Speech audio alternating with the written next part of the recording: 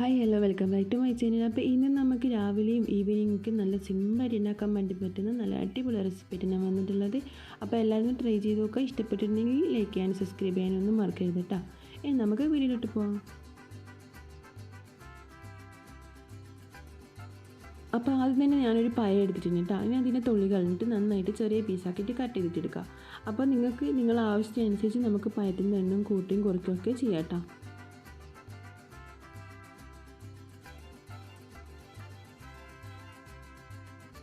ഇപ്പോൾ പഴം നമ്മൾ ഇതുപോലെ ചെറുതായിട്ട് കട്ട് ചെയ്തതിന് ശേഷം നമുക്കൊരു സൈഡിലേക്ക് മാറ്റി വെക്കാം.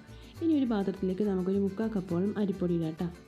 ഇനി ഇതിലേക്ക് നമുക്കൊരു 1/4 ടീസ്പൂണോളം ഉപ്പും ഒരു 1/2 കപ്പോളം പഞ്ചസാര ഇട്ട് കൊടുക്കാം കേട്ടോ.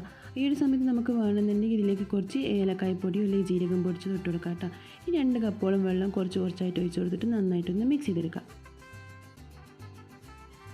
ഇതുപോലെ മിക്സ് ചെയ്ത് വെച്ചതിന് ശേഷം നമുക്ക് ഇതിലേക്ക് നമ്മൾ നേരത്തെ കട്ട് ചെയ്തിട്ട് മാറ്റി വെച്ചിട്ടുള്ള പഴം ഉണ്ടല്ലോ, അത് ഇതിലേക്ക് ഇട്ട് കൊടുത്തിട്ട് നന്നായിട്ട് ഒന്നും കൂടെ ഒന്ന് മിക്സ് ചെയ്ത്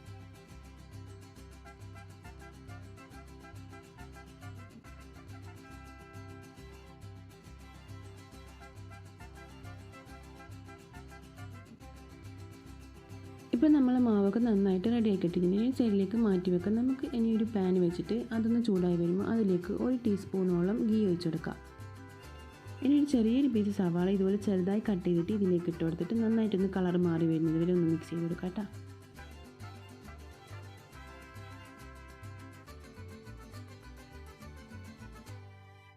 ഇപ്പോൾ സവാളയുടെ കളറൊക്കെ മാറി വന്നിട്ട് നമുക്ക് ഈ സമയത്ത് നമ്മൾ നേരത്തെ മിക്സ് ചെയ്ത് വെച്ചിട്ട് നമ്മൾ മാവ് ഇതിലേക്ക് ഒഴിച്ചെടുക്കുക. എന്നിട്ട് നന്നായിട്ട് ഒന്ന് എല്ലാ ഭാഗത്തും ഒന്ന് ഒരുപോലെ ആക്കി കൊടുക്കുക.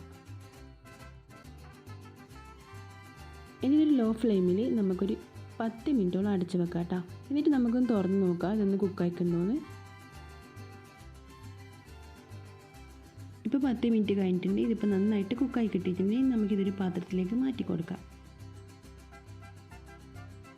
ഇപ്പോൾ നമ്മൾ അടിപൊളി റെസിപ്പി ഇവിടെ റെഡി ആയിട്ടുണ്ട് കേട്ടോ. അപ്പോൾ നമുക്കിത് കഴിക്കാൻ വേണ്ടി ഇതിൻ്റെ കൂടെ ഒന്നും ആവശ്യമില്ല, വെറും കട്ടൻ ചായ മാത്രം മതി കേട്ടോ. അത്രയ്ക്ക് നല്ല അടിപൊളി സൂപ്പർ റെസിപ്പിയാണ്. എല്ലാം ഒന്ന് ട്രൈ ചെയ്ത് നോക്കാം. അപ്പോൾ ഇഷ്ടമായിട്ടുണ്ടെങ്കിൽ ലൈക്ക് ചെയ്യാനും സബ്സ്ക്രൈബ് ചെയ്യാനും ഷെയർ ചെയ്യാനും കമൻറ്റ് ചെയ്യാനും